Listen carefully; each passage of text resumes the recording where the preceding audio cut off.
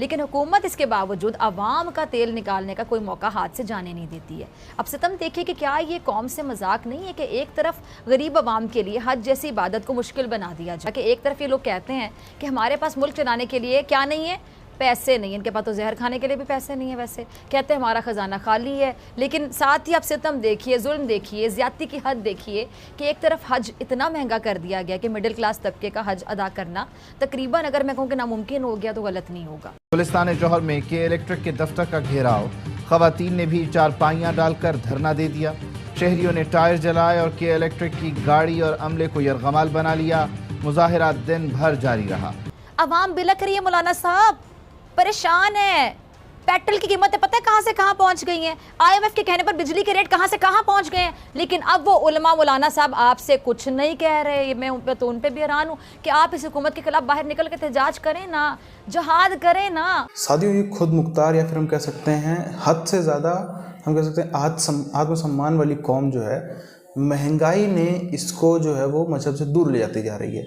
इन्हीं की सरकार जो दिन रात ये कहते हैं कि हम एक इस्लामिक स्टेट हैं, दिन रात ये कहते हैं कि हमारे सऊदी से बहुत अच्छे रिलेशन हैं। एक तरफ सऊदी भी इनके लोगों को बाहर निकल रहा है, तुर्की इनके लोगों को बाहर निकल रहा है। दूसरी तरफ आप देखो कि इनकी सरकार ने ही महंगा कर दिया। पहले जितनी कॉस्ट लगती थी अब लगभग उससे डबल कॉस्ट हो गई है हज यात्रा की एक पाकिस्तानी के लिए। उससे भी बड़ी एक चीज़ आप ये देखो, हिंदुस्तान में कई सारी राज्य सरकारें सब्सिडी दे रही हैं इसी चीज़ की, और जो एक इस्लामिक कंट्री है हमारा पड़ोसी, वहाँ पे दुगने दाम वसूल रही सरकार, क्योंकि उनको कम से कम इतनी तो समझ है। इस मामले में तो तारीफ करेंगे पाकिस्तानी सरकार की। पूरी चीज़ क्या है, पहले उधर हम चलते हैं। जैसे कि मैंने पहले कहा था कि इमरान खान एक अनमोल हीरा हैं, इसलिए वो अपनी रोशनी से मुल्क और कौम में शऊर भर रहे हैं। कल के दुश्मन अपने अपने मुफादात के तहफ़्फ़ुज़ के लिए कैसे इकट्ठे हो गए, इसका तमाशा पूरी कौम ने देखा। और इनके इकट्ठे हो सिर्फ एक ही वजह, और वो क्या है जी, इस बंदे को हराना है जिसका नाम है इमरान खान, क्योंकि वो अपनी आवाम को सच का रास्ता दिखाया। अच्छा, मैं हमाद अज़हर साहब की इस बात से अग्रीड हूँ, मुतफ़िक हूँ, क्योंकि हुकूमत रोज़ कोई ना कोई ब्लंडर करती है। अब आप हुकूमत का एक और नया जो ब्लंडर है या बदनीयती है वो ज़रा मुलाहिज़ा कीजिएगा कि एक तरफ ये लोग कहते हैं कि हमारे पास मुल्क चलाने के लिए क्या नहीं है, पैसे नहीं, इनके पास तो जहर खाने के लिए भी पैसे नहीं है। वैसे कहते हैं हमारा ख़जाना खाली है, लेकिन साथ ही आप सितम देखिए, जुल्म देखिए, ज़्यादती की हद देखिए कि एक तरफ हज इतना महंगा कर दिया गया कि मिडिल क्लास तबके का हज अदा करना तकरीबन अगर मैं कहूँ कि नामुमकिन हो गया तो गलत नहीं होगा। लेकिन हुकूमत इसके बावजूद अवाम का तेल निकालने का कोई मौका हाथ से जाने नहीं देती है। अब सितम देखिए कि क्या ये कौम से मजाक नहीं है कि एक तरफ गरीब अवाम के लिए हज जैसी इबादत को मुश्किल बना दिया जाए। अब नाज़रीन, सारा मामला आपके सामने मैंने रख दिया है। हुकूमत इस हवाले से मुख्तलिफ बहाने तराश रही है।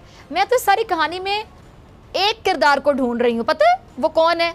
फजलुर रहमान साहब। फजलुर रहमान साहब नाम तो सुना होगा आप लोगों ने, फजलुर रहमान साहब, मौलाना फजलुर रहमान साहब। कहाँ है वो? कहाँ है मौलाना फजलुर रहमान साहब? आप किधर हैं? ना आप हज महंगा होने पर कोई बयान दे रहे हैं, और ना ही अब सरकारी अफसरान को हज करवाने के मामले पर आप कुछ बोलने को तैयार हैं। मौलाना साहब, यही सब अगर इमरान खान के दौरे हुकूमत में होता तो क्या होता? आप फ़ौरन मिनटों का इंतज़ार भी ना करते, प्रेस कॉन्फ्रेंस के लिए दौड़े चले आते। आप इमरान खान की हुकूमत में महंगाई पर रोज़ मीडिया पर आकर बाकायदा वावेला करते थे, रोला मचाते थे, शोर मचाते थे, वावेला करते नहीं थकते थे। आप इमरान खान की पॉलिसीज़ को अवाम दुश्मन कहा करते। सिर्फ एक ही सवाल है कि अब कहाँ गया अवाम के लिए आपका जो लिहाज, आपकी मुरव्वत, आपकी खामोशी बता रही है कि माजरत के साथ आप पहले झूठ बोलते थे।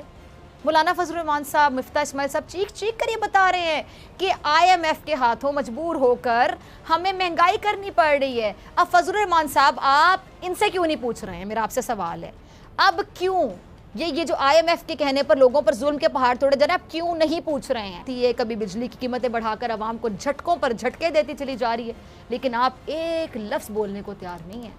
ये कौम अब आपकी नहीं रही। क्या आवाम के लिए जो दर्द उठता था दिल में, सीने में, प्रेस कॉन्फ्रेंस करने चले आते थे आप इमरान खान पर तनकीद करने के लिए, PTI पर तनकीद करने के लिए, अब वो जो दर्द है दिल में वो नहीं दुख रहा कौम के लिए, आवाम के लिए नहीं, वो जो दर्द है वो उठ रहा, वो मेरे ख्याल से नहीं उठ रहा। अच्छा, इमरान खान साहब के दौर में आपको अवाम की इतनी फिक्र थी कि अवाम भी सोचते होंगे कि सबसे ज़्यादा हमारी फिक्र शायद मौलाना फजलुर रहमान साहब को। आपकी बातें, फजलुर रहमान साहब तो यहाँ तक कहा करते थे कि जी इतने उलमाए कराम ने इमरान खान की हुकूमत के खिलाफ फतवे दे दिए हैं कि ये तो नाजायज़ हुकूमत है, इसको चले जाना चाहिए, जितनी जल्दी चले जाए उतनी अच्छी बात है, क्योंकि इसने अवाम का जीना मुश्किल कर दिया। लेकिन अब इस बढ़ती महंगाई पर आपको फतवे आना बंद हो गए हैं, अवाम बिलक रही है, मौलाना साहब परेशान है। पेट्रोल की कीमतें पता है कहां से कहां पहुंच गई हैं, IMF के कहने पर बिजली के रेट कहां से कहां पहुंच गए हैं। लेकिन अब वो उलमा मौलाना साहब आपसे कुछ नहीं कह रहे। मैं उन पे भी हैरान हूं कि आप इस हुकूमत के खिलाफ बाहर निकल के एहतजाज करें ना, जहाद करें ना। साबिक वज़ीर आज़म इमरान खान साहब ने कहा है कि हमारे प्यारे नबी सल्लल्लाहु अलैहि वसल्लम की शान में गुस्ताखी करने पर शरीफ खानदान मोदी से अपने ताल्लुकात तोड़कर सख्त एक्शन ले। वज़रा सरकारी अहदेदारों के ईंधन के कोटे में 40% कटौती, अमरीकी करेंसी की कीमत में बड़ा इजाफा, मुत्तहिदा हुकूमत महंगाई का तूफान रोकने में नाकाम। और ये सब कहेंगे, सब इस बात को एग्री करेंगे। हमारे वज़ीर आज़म साहब भी इस चीज़ को मानते हैं कि जब रात में बिजली नहीं होगी, पंखा नहीं चलेगा तो गरीब पागल हो जाएगा। एटलीस्ट रात 11 से लेकर सुबह 7 से या 8 बजे तक आप लोड शेडिंग ना करें। इस्माइल ने हंसते हंसते रुलाने की खबर सुना दी।